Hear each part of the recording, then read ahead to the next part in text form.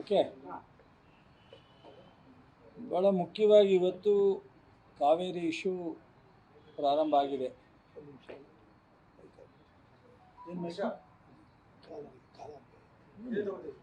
ಹಾಗೆ ತಗೋತಾ ಬಿಡಿ. ಈ ಕಾವೇರಿ ಇಶ್ಯೂ ಬಹುಶಃ ಸ್ವತಂತ್ರ ಪೂರ್ವದಿಂದನೇ ಪ್ರಾರಂಭ ಆಗಿರ್ತಕ್ಕಂಥದ್ದು ಮತ್ತು ಟ್ರಿಬ್ಯುನಲ್ಲು ಸುಪ್ರೀಂ ಕೋರ್ಟ್ ಆರ್ಡ್ರ್ ಫೈನಲೈಸ್ ಆಗೋದಕ್ಕಿಂತ ಮುಂಚಿತವಾಗಲೂ ಬರಗಾಲ ಯಾರು ಮುಖ್ಯಮಂತ್ರಿ ಆಯ್ತಾರೆ ನೋಡ್ಕೊಂಡು ಬರಗಾಲ ಬರಲ್ಲ. 2 ವರ್ಷ 3 ವರ್ಷಕ್ಕೆ ರೊಟೇಷನ್ ಆಗ್ತಾನೆ ಬಂದಿದೆ ಇತಿಹಾಸ ನೋಡಿದಾಗ. ಸಿದ್ದರಾಮಯ್ಯನವರು ಮುಖ್ಯಮಂತ್ರಿಯಾಗಿ ಅಧಿಕಾರ ಸ್ವೀಕಾರ ಮಾಡಿದ ತಕ್ಷಣ ಕುಮಾರಸ್ವಾಮಿಯವರು BJP ಅಶೋಕು ಯಡಿಯೂರಪ್ಪನ ಮಗ ಎಲ್ಲ ಬರಗಾಲ ಅಂತ ಅಂದ್ಬಿಟ್ರು. ಅವ್ರು ಅಂತಿದ್ದಂಗೆ ಮಳೆ ಇಡೀ ರಾಜ್ಯದಲ್ಲಿ ಎಲ್ಲ ಕೆರೆ ಕಟ್ಟೆಗಳು ಡ್ಯಾಮ್ಗಳು ತುಂಬಿ ಮಳೆ ಸಫಿಷಿಯೆಂಟಾಗಿ ಬಂತು. ಪಾಪ ಅವರು ಮಾತಾಡಲಿಕ್ಕೆ ಆಗಲಿಲ್ಲ. ರಾಜಕಾರಣ ವಿರೋಧ ಪಕ್ಷ ಅಂತ ಅಂದರೆ ನಾವು ಮನಸ್ಸಿಗೆ ಬಂದಂಗೆ ಮಾತಾಡಿದ್ರೆ ಜನ ಕೇಳ್ತಾರೆ, ಟಿ ವಿಯವ್ರು ತಗೋತಾರೆ ಅನ್ನೋದನ್ನು ಫಸ್ಟು ಹೋಗಬೇಕು ಅನ್ನೋದು ನನ್ನ ಬಯಕೆ. ಇವತ್ತು ಮತ್ತೆ ಯಾರೋ ಮಾತಾಡೋದು ನೋಡಿದ್ದೀನಿ, DK ಶಿವಕುಮಾರ್ ಅವರು ಬಂದ ತಕ್ಷಣ ಬರಗಾಲ. DK ಶಿವಕುಮಾರ್ ಅವರು ಕೇಳ್ಕೊಂಡು ಮಳೆ ಬರುತ್ತಾ, ಅಥವಾ ಇವ್ರು ಯಾರು ಮುಖ್ಯಮಂತ್ರಿ ಆದರೂ ಇವ್ರು ಕೇಳ್ಕೊಂಡು ಮಳೆ ಬರುತ್ತಾ? ಮತ್ತು ಇವೆಲ್ಲ ಕನಿಷ್ಠ ಯಾರೋ ಮಾತಾಡಿದ್ರೆ ಅದಕ್ಕೆ ಹೋಗ್ಕೊಳ್ಳಿ. ಒಬ್ಬ ರಾಜಕಾರಣಿಗಳು ಮಾತನಾಡ್ತಕ್ಕಂಥದ್ದು ಗೌರವ ಅಲ್ಲ. ಇವತ್ತು CWA CWM ಇವತ್ತು ಮೀಟಿಂಗ್ ಇದೆ. ಮೊನ್ನೆ ನೀರಾವರಿ ಸಚಿವರು ಮೀಟಿಂಗ್ ಮಾಡಿದ್ದಾರೆ, ನೀರಾವರಿ ಸಲಹಾ ಸಮಿತಿ ಮೀಟಿಂಗ್ ಮಾಡಿದ್ದಾರೆ ಬೆಂಗಳೂರಿನಲ್ಲಿ. ರಾಮಲಿಂಗ ರೆಡ್ಡಿಯವರು, ನಮ್ಮ ಜಿಲ್ಲೆಯ ಮೈಸೂರು ಜಿಲ್ಲೆಯ ಎಲ್ಲ ಶಾಸಕರು ಮಂತ್ರಿಗಳು ಕೂತ್ಕೊಂಡು KRS ಅಚ್ಚುಕಟ್ಟಿನ ಎಲ್ಲರೂ ಮೀಟಿಂಗ್ ಮಾಡಿದ್ದಾರೆ. ಅದಾದ ಮೇಲೆ ನಾನು ರಾಮಲಿಂಗ ರೆಡ್ಡಿಯವರು ಮುಖ್ಯಮಂತ್ರಿಗಳನ್ನ ಭೇಟಿ ಮಾಡಿದ್ದೀವಿ. ಮುಖ್ಯಮಂತ್ರಿಗಳು ಇವತ್ತು ಏನು ಕೇಂದ್ರ ಸರ್ಕಾರದಲ್ಲಿ ಮೀಟಿಂಗ್ ಇದೆ, ವಾಟರ್ ಮ್ಯಾನೇಜ್ಮೆಂಟ್ ಕಮಿಟಿ ಮೀಟಿಂಗ್ ಇದೆ, ಅದನ್ನು ನಾವು ನೋಡ್ಕೊಂಡು ರೈತರು ಸಂಕಷ್ಟದಲ್ಲಿರ್ತಕ್ಕಂಥದ್ದು ಬಗ್ಗೆ ನಾವು ಗಮನ ಹರಿಸ್ಬೇಕಾಗತ್ತೆ. ಅದು ಮಾಡೋಣ ಅಂತೇಳಿ ಅವರು ಸಹ ಚರ್ಚೆ ಮಾಡಿದ್ದಾರೆ. ಇದೆಲ್ಲ ರೈತರಿಗೆ ಗೊತ್ತಿದ್ದೂ ಒಂದು ಕಡೆ ರೈತರು ಆತಂಕದಿಂದ ಅವರು ಪ್ರತಿಭಟನೆ ಮಾಡ್ತಾರೆ ಅಂದರೆ ಅದಕ್ಕೆ ನಾನು ವಿರೋಧ ಅಲ್ಲ. ಬಹುಶಃ ನಾವು ಪ್ರತಿಭಟನೆ ಮಾಡಿದ್ರೆ ಇನ್ನೊಂದು ಸ್ವಲ್ಪ ಸರ್ಕಾರ ಸೀರಿಯಸ್ಸಾಗಿ ಗಂಭೀರವಾಗಿ ತಗೊಳುತ್ತೆ ಅನ್ನೋ ಒಂದು ಭಾವನೆಯಿಂದ ಮಾಡ್ಬೋದು. ಆದರೆ ರಾಜಕಾರಣಿಗಳು ಅವರು ಅಧಿಕಾರ ಮಾಡಿರ್ತಕ್ಕಂಥವರು ಸಹ ಈ ಥರ ಪ್ರತಿಭಟನೆ, TV ಸ್ಟೇಟ್ಮೆಂಟು, ಹೌದು ನೋಡೋಣ 15ನೇ ತಾರೀಕು ಏನು ತೀರ್ಮಾನ ಬರುತ್ತೆ, ಸರ್ಕಾರ ಏನು ತೀರ್ಮಾನ ತಗೊಳುತ್ತೆ, ಅದಾದಮೇಲೆ ನಾವು ವಿಚಾರನ ಮಾತಾಡ್ತೀನಿ ಅಂತ ಹೇಳಿದ್ರೆ ಅದೊಂದು ಗೌರವ. ಅದನ್ನು ಬಿಟ್ಟು ಕುಮಾರಸ್ವಾಮಿಯವರು ಮಾತನಾಡ್ತಾರೆ, ಅಲ್ಲಿ ಸ್ಥಳೀಯ ಮಾಜಿ ಶಾಸಕರುಗಳು ಮಾತನಾಡ್ತಾರೆ. ನನಗೆ ಇವರ ಏನು ಯಾವ ವಿಷಯಕ್ಕೋಸ್ಕರ ಯಾತಕ್ಕೋಸ್ಕರ ಮಾತನಾಡ್ತಾರೆ ಅಂತ ಅರ್ಥ ಆಗಲ್ಲ. ಮತ್ತು ನಮ್ಮ ಮಂಡ್ಯ ಜಿಲ್ಲೆಯ ಸಂಘಟನೆ ರೈತರಿಗೂ ಸಹ ನಾನು ಒಂದು ವಿನಂತಿ ಮಾಡ್ತೀನಿ. ನಾನು DC ಅವ್ರ ಹತ್ರ ಮಾತಾಡಿದೆ, 5 ಭಾಗ ಮಾಡ್ಕೊಂಡು ಪ್ರತಿಭಟನೆ ಮಾಡ್ತಾರೆ. ಒಂದು KRS ಅಲ್ಲಿ, ಒಂದು DC ಆಫೀಸ್ ಮುಂದೆ, ಒಂದು ವಿಶ್ವೇಶ್ವರಯ್ಯ ಸ್ಟ್ಯಾಚ್ಯೂ ಹತ್ರ ಒಂದು ಗುಂಪು, ನ್ಯಾಷನಲ್ ಹೈವೇ ಹತ್ರ ಒಂದು ಗುಂಪು. ಏನು ಮೆಸೇಜ್ ಕೊಡ್ತೀರಾ ನೀವು? ನಾನು ವಿನಂತಿ ಮಾಡೋದು ಸಂಘಟನೆಯವರಿಗೆ, ಏನು ಮೆಸೇಜು ಏನು ಸಂದೇಶ ಕೊಡ್ತೀರಾ? 5 ಗುಂಪು ಮಾಡ್ಕೊಂಡು ನೀವು ಪ್ರತಿಭಟನೆಗೆ ಮಾಡಿದ್ರೆ, ನೀವೆಲ್ಲರೂ ರೈತರ ಸಮಸ್ಯೆ ಪರಿಹಾರ, ರೈತರಿಗೆ ನೀರು ಕೊಡಬೇಕು, ಬೆಳೆದಿರತಕ್ಕ ಬೆಳೆ ಹಾಳಾಗ್ತಾ ಇದೆ ಕಬ್ಬು ಅನ್ನೋದಾದರೆ, ಬಹುಶಃ ಎಲ್ರದ್ದು ಒಂದೇ ಉದ್ದೇಶ ಆದರೆ ನೀವು 5 ಕಡೆ ಪ್ರತಿಭಟನೆ ಮಾಡಿದ್ರೆ ಈ ಪ್ರತಿಭಟನೆಯ ಹಿನ್ನೆಲೆ ಏನು ಅನ್ನೋದನ್ನು ನಾವು ಯೋಚನೆ ಮಾಡಬೇಕಾಗುತ್ತಲ್ಲ. ನಾನು ಸಹ ನಿನ್ನೆ ಒಂದು ಪತ್ರಿಕಾ ಪ್ರಕಟಣೆಯನ್ನು ಕೊಟ್ಟಿದೆ. ಇವತ್ತು ಸಾಯಂಕಾಲದವರೆಗೂ ಸಮಾಧಾನವಾಗಿ ಇರಬೇಕು ಅಂತೇಳಿ ನಾನು ವಿನಂತಿ ಮಾಡಿದ್ದೆ. ರೈತರನ್ನ ಮತ್ತು ಸಂಘಟನೆಯ ಎಲ್ರಿಗೂ ವಿನಂತಿ ಮಾಡಿದ್ದೆ. ಇವತ್ತು ಸಾಯಂಕಾಲ ನಾವೇನೇ ತೀರ್ಮಾನ ತಗೋಬೇಕಾದ್ರೂ ಅದು ಕುಡಿಯೋ ನೀರನ್ನು ಬಿಡೋದಾಗಲಿ, ಕೆರೆ ಕಟ್ಟೆಗಳಿಗೆ ಬಿಡೋದಾಗಲಿ, ಯಾವುದೇ ಥರದಲ್ಲಿ ಬಿಡೋದಾಗಲಿ, ಇವತ್ತು ತೀರ್ಮಾನದ ವಿರುದ್ಧ ಅಥವಾ ಇವತ್ತು ತೀರ್ಮಾನ ಮಾಡೋದಕ್ಕಿಂತ ಮೊದಲೇ ನಾವೇ ಒಂದು ತೀರ್ಮಾನ ತಗೊಂಡಾಗ, ವಿಸ್ತೃತವಾದಂಥ ತೀರ್ಮಾನ ಬಂದಾಗ ಅದರ ಪರಿಣಾಮ ರೈತರಿಗೆ ತೊಂದರೆ ಆಗಬಾರ್ದು. ನಾವು ತಗೊಳ್ಳೋದು ದೊಡ್ಡದಲ್ಲ, ಮುಖ್ಯಮಂತ್ರಿಯವ್ರನ್ನ ಮನವೊಲಿಸೋದು ದೊಡ್ಡದಲ್ಲ. ಮುಖ್ಯಮಂತ್ರಿಯವರು ರೈತರ ಮಗ, ಆ ಭಾಗದಿಂದನೇ ಬಂದಿರತಕ್ಕಂಥವ್ರು, ರಾಮನಗರ ಜಿಲ್ಲೆಯವರು. ಅವರು ಕಾವೇರಿ ಅಚ್ಚುಕಟ್ಟಿನಲ್ಲಿಂದ ರಾಜಕಾರಣ ಮಾಡ್ಕೊಂಡು ಬಂದಿರ್ತಕ್ಕಂಥವ್ರು. ಇವತ್ತು ಮೇಕೆದಾಟಿಗೆ ಈ ಎಲ್ಲ ಸಮಸ್ಯೆಗೆ ಪರಿಹಾರ ಅವ್ರ ನೇತೃತ್ವದಲ್ಲೇ ಹೋರಾಟ ಪ್ರಾರಂಭ ಆಗಿರ್ತಕ್ಕಂಥದ್ದು.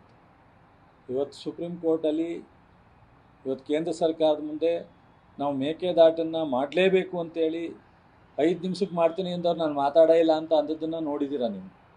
ನಾವು ಆ ಥರ ಹೇಳಿಲ್ಲ. ಸೊ 5 ನಿಮಿಷಕ್ಕೆ ಪ್ರಧಾನಮಂತ್ರಿ ಹತ್ರ ಕೊಡಿಸ್ತೀನಿ ಅಂದವ್ರು ನೋಡಿದ್ದೀವಿ ನಾವು. ಇವತ್ತು ಡಿ ಕೆ ಶಿವಕುಮಾರ್ ಅವ್ರ ಬಗ್ಗೆ ಇವರು ಅನುಮಾನ ಪಡ್ತಕ್ಕಂಥದ್ದಾಗಲಿ, ಜನರಿಗೆ ತಪ್ಪು ಮಾಹಿತಿ ಕೊಡ್ತಕ್ಕಂಥದ್ದಾಗಲಿ ಅವಶ್ಯಕತೆ ಇಲ್ಲದೆ ಇರ್ತಕ್ಕಂಥದ್ದು.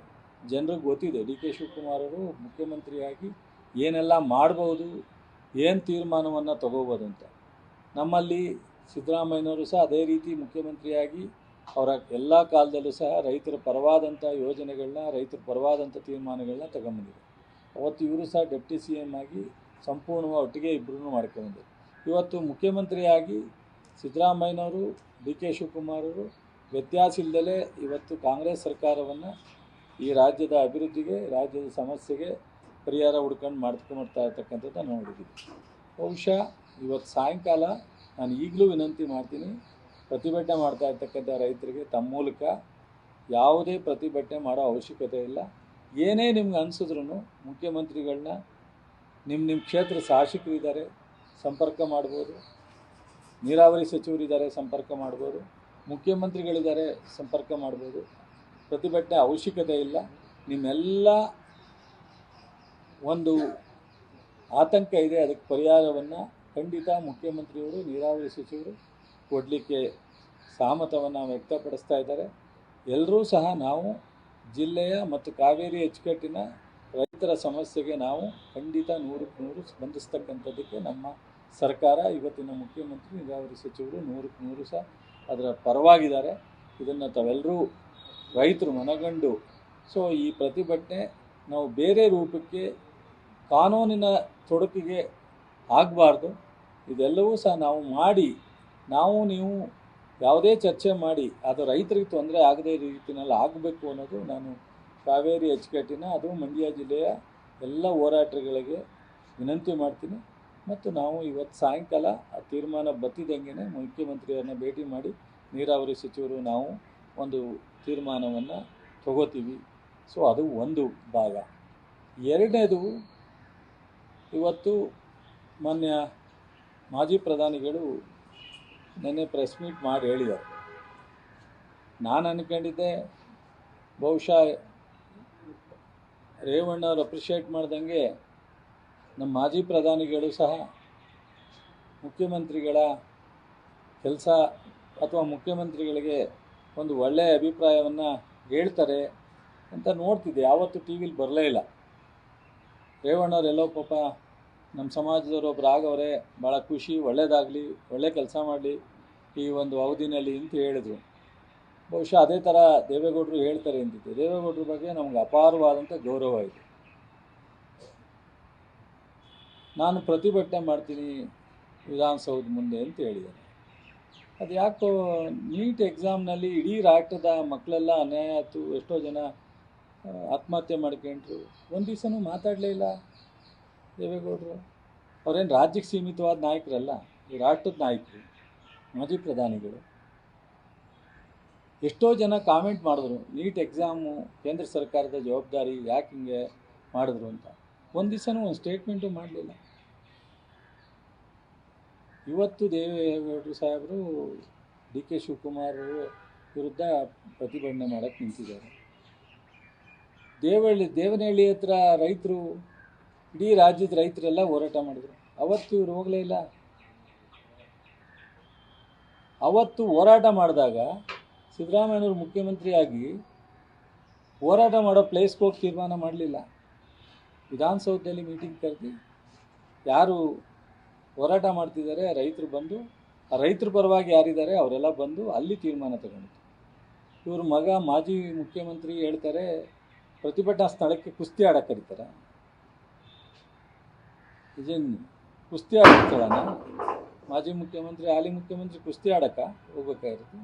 ರೈತ ಸಮಸ್ಯೆ ಬಗೆಹರಿಸೋದಾದರೆ ವಿಧಾನಸೌಧ ಇರೋದೇ ಯಾಕೆ? ಕೆಂಗಲ್ ಹನುಮಂತಯ್ಯನವರು ವಿಧಾನಸೌಧ ಕಟ್ಟಿರೋದು ಯಾಕೆ? ವಿಧಾನಸಭೆ ಮಾಡಲಿಕ್ಕೆ, ಆಡಳಿತ ಮಾಡಲಿಕ್ಕೆ, ರಾಜ್ಯದ ಜನರ ಅನೇಕ ಸಮಸ್ಯೆಗಳ ಬಗ್ಗೆ ಚರ್ಚೆ ಮಾಡಲಿಕ್ಕೆ, ಸಾರ್ವಜನಿಕರ ಸಮಸ್ಯೆ ಇದ್ದರೆ ಚರ್ಚೆ ಮಾಡಲಿಕ್ಕೆ ತಾನೇ ವಿಧಾನಸೌಧ ಇರೋದು. ವಿಧಾನಸೌಧದಲ್ಲಿ ಬಂದು ಇವರು ಮುಖ್ಯಮಂತ್ರಿ ಆದಾಗ ಯಾವುದು ಸಭೆ ಮಾಡಿಲ್ವಾ? ಇವರು ಎಷ್ಟು ಕಡೆ ರೈತರ ಸಮಸ್ಯೆಗೆ ಹೋಗಿದ್ರು? ಅದು ಯಾಕೆ ಡೆಲ್ಲಿನಲ್ಲಿ ಹರಿಯಾಣ ಪಂಜಾಬ್ನವರು ವರ್ಷಾನುಗಟ್ಟಲೆ ಸ್ಟ್ರೈಕ್ ಮಾಡಿದ್ರಲ್ಲ, ಅವತ್ತು ಯಾಕೆ ಮಾಜಿ ಪ್ರಧಾನಿಗಳು ಇವರು ಮಾಜಿ ಮುಖ್ಯಮಂತ್ರಿಗಳು ರೈತರ ಮಗ ಮಣ್ಣಿನ ಮಕ್ಕಳು ಯಾಕೆ ಹೋಗಲಿಲ್ಲ? ಹೋಗ್ಬೋದಾಯ್ತಲ್ಲ. ಇವರು ಹರಿಯಾಣದಲ್ಲಿ ಪ್ರಧಾನಮಂತ್ರಿಗಳನ್ನ ಕರ್ಕೊಂಡು ಹೋಗ್ಬೋದಾಯ್ತಲ್ಲ, ಅಮಿತ್ ಶಾ ಕರ್ಕೊಂಡು ಹೋಗ್ಬೋದಾಯ್ತಲ್ಲ. ಈ ರಾಷ್ಟ್ರದಲ್ಲಿ ಎಲ್ಲೂ ಪ್ರತಿಭಟನಾ ಸ್ಥಳಕ್ಕೆ ಯಾವ ಮುಖ್ಯಮಂತ್ರಿ ಪ್ರಧಾನಮಂತ್ರಿ ಹೋಗುವಂಥ ಪರಿಪಾಠ ಎಲ್ಲಿವರೆಗೂ ನಡೆದಿಲ್ಲ. ಒಬ್ಬ ಮುಖ್ಯಮಂತ್ರಿಗಳು ಕರೆದ್ರೆ ನಾನು ಅಲ್ಲಿಗೆ ಬರಲ್ಲ, ಬರೋದಾದ್ರೆ ಇಲ್ಲಿಗೆ ಬರಲಿ, ಏನು ಅರ್ಥ?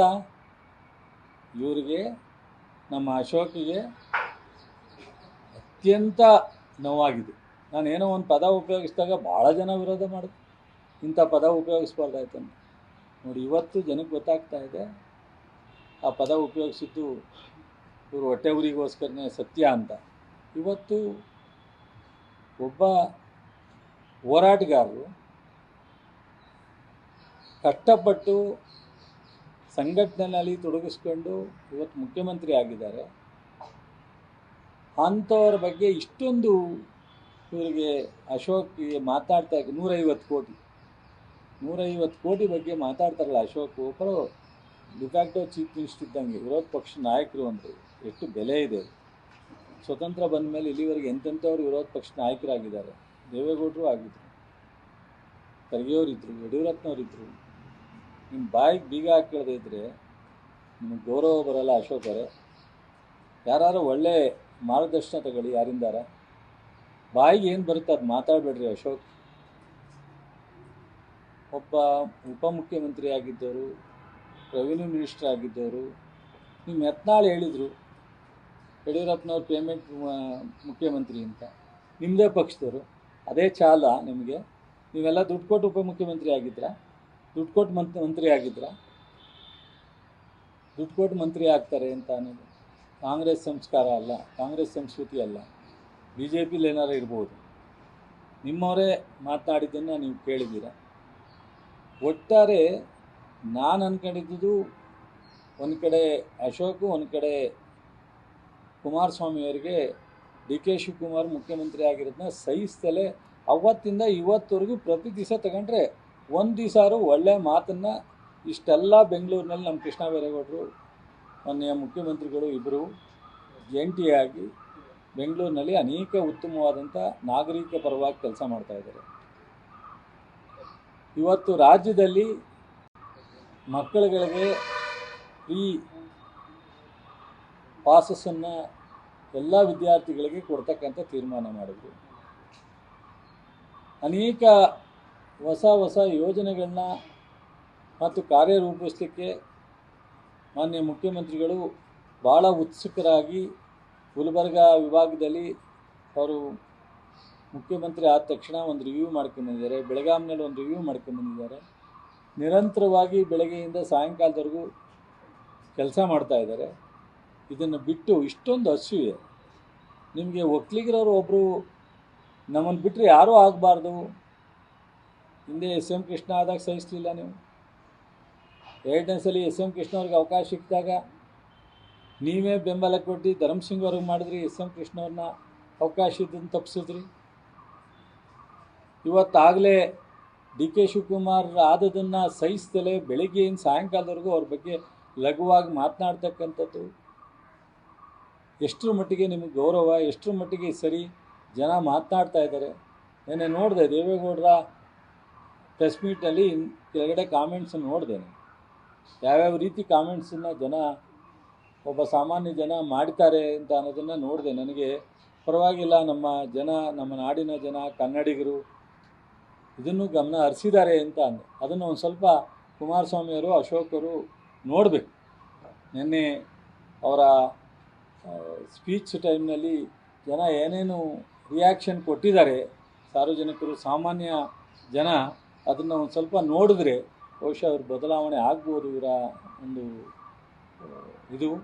ಮತ್ತು ಕುಮಾರಸ್ವಾಮಿಯವ್ರಿಗೆ, ಅಶೋಕ್ ಅವ್ರಿಗೆ ಒಂದು ಕಡೆ ಇವರು ಇದೊಂದು ದೊಡ್ಡ ಅವರ ಇದಾಗಿದೆ, ಭ್ರಮೇಲಿದ್ದಾರೆ. ಡಿ ಕೆ ಶಿವಕುಮಾರ್ ಅವರು ಮುಖ್ಯಮಂತ್ರಿ ಆಗಿರೋದನ್ನ ಅವರು ಸಹಿಸಲಿಕ್ಕೆ ಸಾಧ್ಯ ಆಗ್ತಾಯಿಲ್ಲ. ಆದರೆ ದೇವೇಗೌಡರಲ್ಲಿ ನಾವು ಎಕ್ಸ್ಪೆಕ್ಟ್ ಮಾಡಿರಲಿಲ್ಲ ಇದನ್ನು. ದೇವೇಗೌಡರು ಎಂತೆಂಥ ಹೋರಾಟ ಮಾಡ್ಕೊಂಬಂದಿದ್ದರು. ಅವರು ಒಂದು ಸಲಹೆ ಕೊಡಲಿ, ಇದಕ್ಕೇನಾರ ಒಂದು ಫಾರ್ಮುಲಾ ಕೊಡಲಿ, ಒಳ್ಳೆಯ ರೀತಿಯಲ್ಲಿ ಇದನ್ನು ಬಗೆಹರಿಸಿ ಅಂತೇಳಿ. ಏನಾರು ಇದ್ದರೆ ನಾನು ಬರ್ತೀನಿ, ಚರ್ಚೆ ಮಾಡೋಣ ಅಂತೇಳಿ ವಿಧಾನಸೌಧಕ್ಕೆ ಅವರೂ ಬರಲಿ. ಎಲ್ಲ ಸರ್ಕಾರದ ಸೌಲಭ್ಯ ಇದೆ, ಅವರು ಮಾಜಿ ಪ್ರಧಾನಿಗಳಿದ್ದಾರೆ, ಅವ್ರು ರಾಜ್ಯಸಭಾ ಮೆಂಬರ್ ಅಲ್ಲೇ ಇರ್ಬೋದು. ಆದರೆ ಇವರಿಗೆ ಎಲ್ಲ ಥರದ ಗೌರವ ಇದೆ, ಸರ್ಕಾರದ ಸೌಲಭ್ಯ ಇದೆ. ವಿಧಾನಸೌಧದಲ್ಲಿ ಬಂದು ಅವ್ರ ಮಾರ್ಗದರ್ಶನ ತಗೊಳ್ಳೋದಕ್ಕೆ ಮಾನ್ಯ ಡಿ ಕೆ ಶಿವಕುಮಾರ್ ಅವರು ತಯಾರಿದ್ದಾರೆ. ಈ ವಿಚಾರದಲ್ಲಿ, ಬಿಡದಿ ವಿಚಾರದಲ್ಲಿ ಸೂಕ್ತವಾದಂಥದ್ದು ಅನ್ನೋದು ಇಡೀ 90% ಚರ್ಚೆ ಇದೆ. ಇವರು ರಾಜಕೀಯವಾಗಿ ಅದನ್ನು ಬಳಸ್ತಾ ಇದ್ದಾರೆ. ಆದರೆ ಆ ಸೂಕ್ತವಾದಂಥ ತೀರ್ಮಾನವನ್ನು ನಮ್ಮ ಮುಖ್ಯಮಂತ್ರಿಗಳು ತಗೋತಾರೆ. ಯಾವುದೇ ರೈತರಿಗೆ ತೊಂದರೆ ಆಗದಂಗೆ, ಯಾವುದೇ ರೈತರಿಗೆ ನೋವಾಗದಂಗೆ ಸೂಕ್ತವಾದಂಥ ತೀರ್ಮಾನವನ್ನೇ ತಗೋತಾರೆ ಅನ್ನೋ ಒಂದು ಭರವಸೆ, ನಂಬಿಕೆ ನಮಗಿದೆ. ಆದರೆ ಅವರನ್ನು ಅಸೂಯೆ ಬಂದ ಈ ಥರ ಲಘುವಾಗಿ ಮಾತನಾಡ್ತಕ್ಕಂಥದ್ದನ್ನು ದಯಮಾಡಿ ದೇವೇಗೌಡರಿಗೆ ಇದು ಸೂಕ್ತ ಅಲ್ಲ. ದೇವೇಗೌಡರು ಒಬ್ಬರು ನಾಡಿನ ಮಾಜಿ ಪ್ರಧಾನಿಗಳು. ನಿಮ್ಮ ಮಗ ದಾರಿ ತಪ್ಪಿರ್ಬೋದು, ಆದರೆ ನೀವು ಅವ್ರಿಗೆ ಮಾರ್ಗದರ್ಶನ ಕೊಡಬೇಕು. ಅಶೋಕ್ಗೆ ನೀವು ಮಾರ್ಗದರ್ಶನ ಕೊಡಬೇಕು. ನೀವೇ ಆ ನಿಟ್ಟಿನಲ್ಲಿ ಅವ್ರು ಮಾಡಿರ್ತಕ್ಕಂಥ ಸರಿ ಅನ್ನೋ ರೀತಿಯಲ್ಲಿ ಅಶೋಕ್ಗೆ ಮತ್ತು ಕುಮಾರಸ್ವಾಮಿಯವರಿಗೆ ಒಂದು ಪ್ರೋತ್ಸಾಹ ಕೊಡೋ ರೀತಿಯಲ್ಲಿ ನೀವು ಡಿ ಕೆ ಶಿವಕುಮಾರ್ ವಿರುದ್ಧ ಇಂಥ ಅನಾವಶ್ಯಕವಾದಂಥ ವಿಚಾರ, ಅದನ್ನು ಸೂಕ್ತವಾದಂಥ ವಿಚಾರವನ್ನು ಮಾತನಾಡಿದ್ರೆ, ನೀವು ಮಾತನಾಡೋ ರೀತಿ ಆ ರೈತರಿಗೆ ಅನುಕೂಲ ಆಗುವಂಥ ರೀತಿಯಲ್ಲಿ ಮಾತನಾಡಿ, ರೈತರ ಸಮಸ್ಯೆನ ಬಗೆಹರಿಸೋ ರೀತಿಯಲ್ಲಿ ಮಾತಾಡಿ. ಅದನ್ನು ಬಿಟ್ಟು ಪ್ರತಿಭಟನೆ ಮಾಡಿ ಇನ್ನೊಂದು ಸ್ವಲ್ಪ ಗೊಂದಲ ಮಾಡ್ತೀವಿ ಅನ್ನೋ ರೀತಿಯಲ್ಲಿ ಅಲ್ಲ ಅಂತ ಹೇಳಿ ನಾನು ಈ ಸಂದರ್ಭದಲ್ಲಿ ಹೇಳಲಿಕ್ಕೆ ಇಷ್ಟಪಡ್ತೀನಿ. ಸರಿ ಸರ್, ಏನಾಗಿದೆ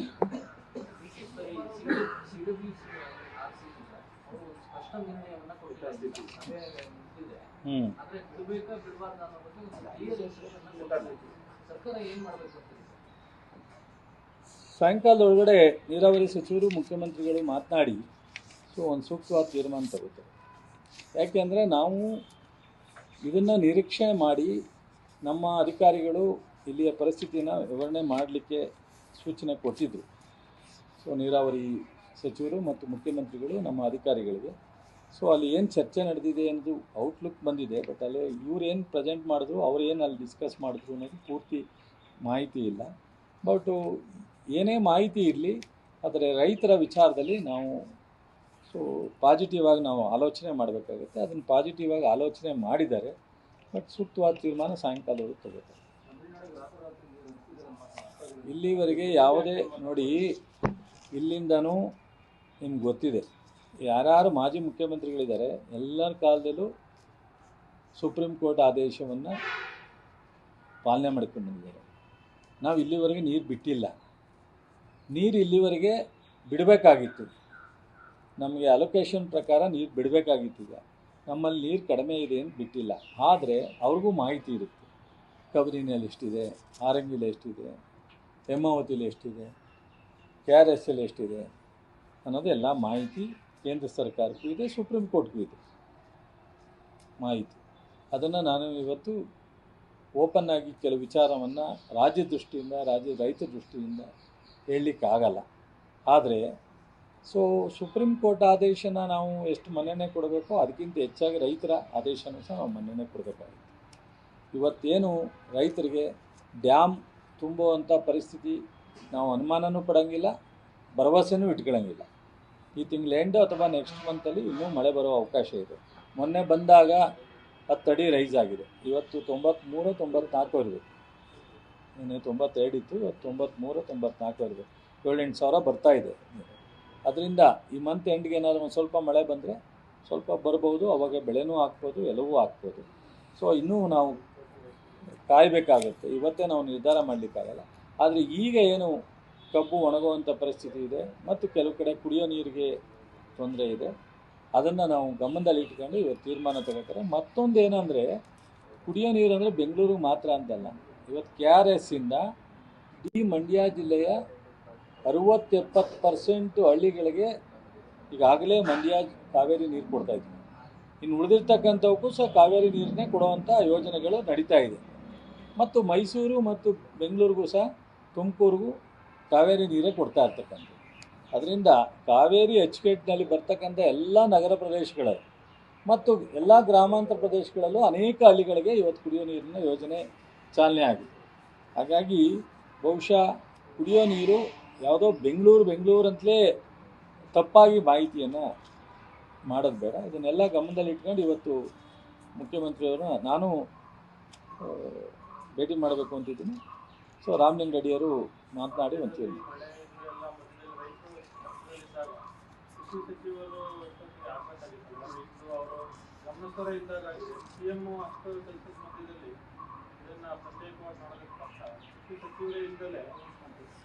ನೀವು ಹೇಳೋದು ಮಂತ್ರಿಮಂಡಲ ಪೂರ್ಣ ಮಟ್ಟದ್ದು ಆಗಬೇಕು, ಅದರಲ್ಲೂ ಕೃಷಿ, ತೋಟಗಾರಿಕೆ, ಹೈನುಗಾರಿಕೆ ಇವೆಲ್ಲ ಆಗಬೇಕಾಗಿರ್ತಕ್ಕಂಥದ್ದು.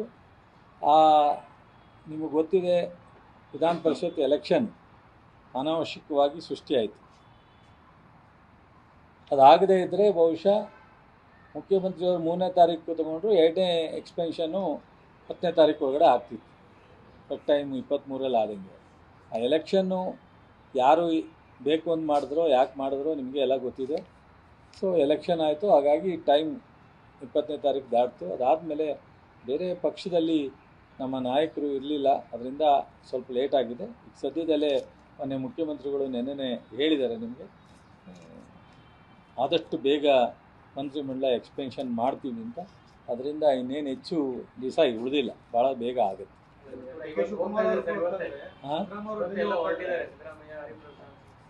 ಆಗುತ್ತೆ ಅಂತ ನೆನ್ನೆಲ್ಲ ನಿಮಗೆ ಇಂಡೈರೆಕ್ಟಾಗಿ ಈ ಮೊನ್ನೆ ಮುಖ್ಯಮಂತ್ರಿಗಳು, ಮಾಜಿ ಮುಖ್ಯಮಂತ್ರಿಗಳು, ಪಕ್ಷದ ಅಧ್ಯಕ್ಷರು ಎಲ್ಲರೂ ಹೇಳಿದ್ದಾರೆ. ಸರಿ, ನಾನು ಅದನ್ನು ಹೇಳ್ತಕ್ಕಂಥದ್ದು ಏನು ಆಗುತ್ತೆ, ಆದಷ್ಟು ಬೇಗನೆ ಮಂತ್ರಿಮಂಡಲ ಆಗುತ್ತೆ, ಅದ್ರ ಬಗ್ಗೆ ಆಗುತ್ತೆ. Thank you sir. ಹಾಂ, ಬೇರೆ ಕಡೆ ಇಷ್ಟು ಉತ್ಸಾಹನ ಮಾತ್ರ ಯಾಕೆ ಒಂದು ಎಚ್ಚರಿಕೆ ಹೆಜ್ಜೆ ಇರ್ತಾ ಇಲ್ಲ? ಖಂಡಿತ ಅದನ್ನು ಸಹ ಎಲ್ಲ ಗಮನದಲ್ಲಿ ಇಟ್ಕೊಂಡೆ ಮಾನ್ಯ ಮುಖ್ಯಮಂತ್ರಿಗಳು ಅದನ್ನು ಗಮನ ಹರಿಸ್ತಾರೆ. ಇಲ್ಲಿ ಒಂದು ಸ್ವಲ್ಪ ವಿರೋಧ ಪಕ್ಷ ಅನ್ನೋದಕ್ಕಿಂತ ಹೆಚ್ಚಿನಾಗಿ ಜನತಾದಳ ಅಲ್ಲಿ ತಮ್ಮ ಅಸ್ತಿತ್ವನ ಉಳಿಸ್ಕೊಳ್ಳೋದಕ್ಕೆ ಭಾಳ ಹೋರಾಟ ನಡೆಸೋಕ್ಕೆ ಹೋಗ್ತಾ ಇದ್ದಾರೆ. ಅದರಿಂದ ಈ ಥರ ಗೊಂದಲ ಆಗ್ತಾ ಇದೆ. ಅವ್ರ ಅಸ್ತಿತ್ವ ಉಳಿಸ್ಕೊಳ್ಳೋದಕ್ಕೆ ಹೋರಾಟ ಮಾಡದೇ ಇದ್ದಿದ್ರೆ ಬಹುಶಃ ಇದೇನು ಅದು ಇಶ್ಯೂ ಆಗ್ತಿರ್ಲಿಲ್ಲ, ಸಮಾಧಾನವಾಗಿ ಹೋಗ್ತಿತ್ತು. ಗಟ್ಟಿ ಆಗಲ್ಲ, ಗಟ್ಟಿ ಏನೂ ಆಗಲ್ಲ. ಹಳೆ ಮೈಸೂರಿನಲ್ಲೂ ಆಗಲ್ಲ, ರಾಮನಗರದಲ್ಲೂ ಆಗಲ್ಲ. ಸೊ ಬಹುಶಃ ಇವತ್ತು-ನಾಳೆಯಲ್ಲಿ ಇದಕ್ಕೆ ಒಂದು ಸೂಕ್ತವಾದಂಥ ರೈತರ ಪರವಾಗಿ, ರೈತರಿಗೆ ಇಲ್ಲಿ ಬಹುತೇಕ 70-80% ರೈತರು ಪರವಾಗೇ ಇದ್ದಾರೆ. ಒಂದಷ್ಟು ಜನ ಬಂದಿಲ್ಲ. ಇವತ್ತು ರೆಡ್ ಝೋನ್ ಏನಿದೆ ಅದನ್ನಂತೂ ಓಪನ್ ಮಾಡಲಿಕ್ಕಾಗಲ್ಲ. ಇವತ್ತು ರೆಡ್ ಝೋನ್ನ ಈಗ ಯಾಕೆ ರೈತರು ಮುಂದೆ ಬರ್ತಾ ಇದ್ದಾರೆ ಕೆಲವರು ಅಂದರೆ, ರೆಡ್ ಝೋನ್ ಇದ್ದು ತೊಂದರೆ ಆಗ್ತಾ ಇರೋ ಬದಲು ಇದನ್ನು ಅಕ್ವಿಷನ್ ಮಾಡಿ ಟೌನ್ಶಿಪ್ ಮಾಡಿದ್ರೆ ನಮಗೆ 1 to 4-5 ಬಾರಿ ಹಣ ಬರ್ತಾ ಇದೆ, ಅನುಕೂಲ ಆಗುತ್ತೆ. ಅದನ್ನೇನಾದ್ರು ಟೌನ್ಶಿಪ್ ಮಾಡಲಿಲ್ಲ ಅಂದರೆ ರೆಡ್ ಝೋನಲ್ಲಿ ಅವ್ರಿಗೆ ಯಾವ ಥರದೂ ಉಪಯೋಗ ಆಗಲ್ಲ ಅನ್ನೋದು ಭಾಳಷ್ಟು ಜನ ರೈತರದಿದೆ. ಬಹುಶಃ ಇದು ನಿಮಗೆ ಗೊತ್ತಾಗುತ್ತೆ ಎಲ್ಲ ಸದ್ಯದಲ್ಲೇ.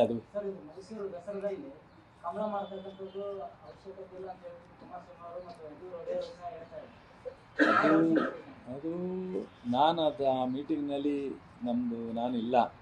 ಮೀಟಿಂಗ್ನಲ್ಲಿ ಏನು ಚರ್ಚೆ ಆಯಿತು ಅಂತ ವಿಚಾರ ಗೊತ್ತಿಲ್ಲ. ಮುಖ್ಯಮಂತ್ರಿಯವರು ಅದರ ಸಬ್ಜೆಕ್ಟ್ ಯಾರೋ ಕೊಟ್ಟಿದ್ದಾರೆ, ಆ ಸಬ್ಜೆಕ್ಟು ತಂದಿದ್ದಾರೆ, ಚರ್ಚೆ ಆಗಿದೆ. ಅದು ತೀರ್ಮಾನ ಹೈಪವರ್ ಕಮಿಟಿ ಇದೆ ಮುಖ್ಯಮಂತ್ರಿಯವರ ಅಧ್ಯಕ್ಷತೆಯಲ್ಲಿ, ಅಲ್ಲಿ ತೀರ್ಮಾನ ತಗೋತಾರೆ.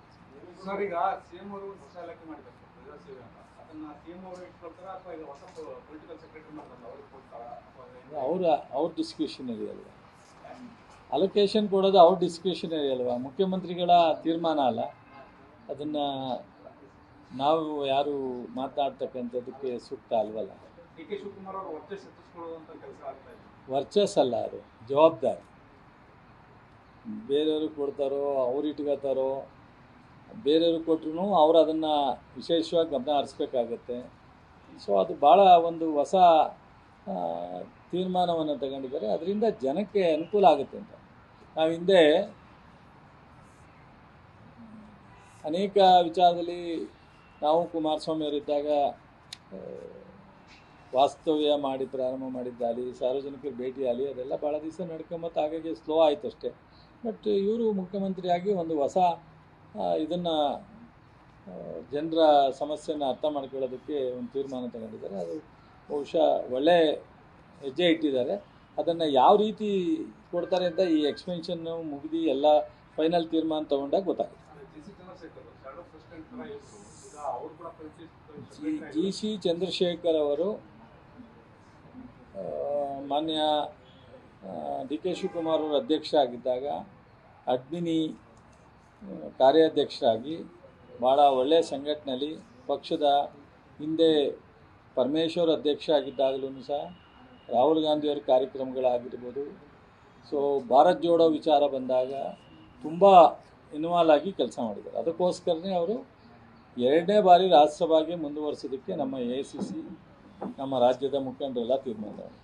ಅವರು ಹಿನ್ನೆಲೆಯಾಗಿ ಮುಂದೆ ಬರದಲ್ಲೇ ಈ ರಾಜ್ಯದ ಪಕ್ಷವನ್ನು ಕಟ್ಟಲಿಕ್ಕೆ ಭಾಳಷ್ಟು ಅವ್ರದ್ದೇ ಆದಂಥ ಶ್ರಮ ಇದೆ.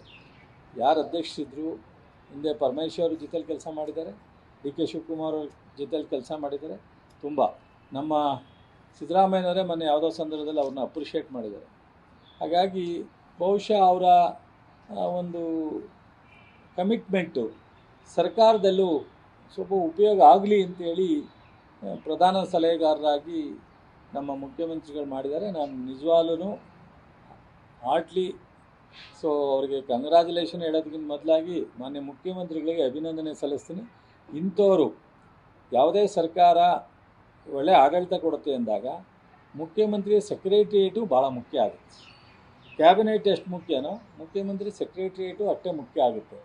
ಸೊ ಮುಖ್ಯಮಂತ್ರಿ ಜೊತೆ ಇರ್ತಕ್ಕಂಥ ಒಂದು ವ್ಯವಸ್ಥೆನೂ ಸಹ ಅಷ್ಟೇ ಮುಖ್ಯ ಆಗುತ್ತೆ. ಆ ರೀತಿ ಒಂದು ಜಿ ಚಂದ್ರಶೇಖರ್ ಅವ್ರನ್ನ ಪ್ರಧಾನ ಸಲಹೆಗಾರರಾಗಿ ಅವರ ಆಪ್ತ ವಲಯದಲ್ಲಿ ಮಾಡ್ಕೊಂಡಿರ್ತಕ್ಕಂಥದ್ದು ಒಂದು ನಮಗೆ ಒಳ್ಳೆ ಆಲೋಚನೆ ಇದೆ. ನಮ್ಮ ಮುಖ್ಯಮಂತ್ರಿಗಳು ಇನ್ನು ಉಳಿದಿರ್ತಕ್ಕಂಥ ಈ ಅವಧಿನಲ್ಲಿ ಮತ್ತೆ ಸರ್ಕಾರವನ್ನು ಕಾಂಗ್ರೆಸ್ ಸರ್ಕಾರನ ತರೋ ಅಂಥ ಎಲ್ಲ ಥರದ ಒಂದು ಸಿದ್ಧತೆಯನ್ನು ಅವರು ಪ್ರಾರಂಭ ಮಾಡಿದ್ದಾರೆ ಅನ್ನೋದು ಸೂಚನೆ ಕಾಣುತ್ತೆ.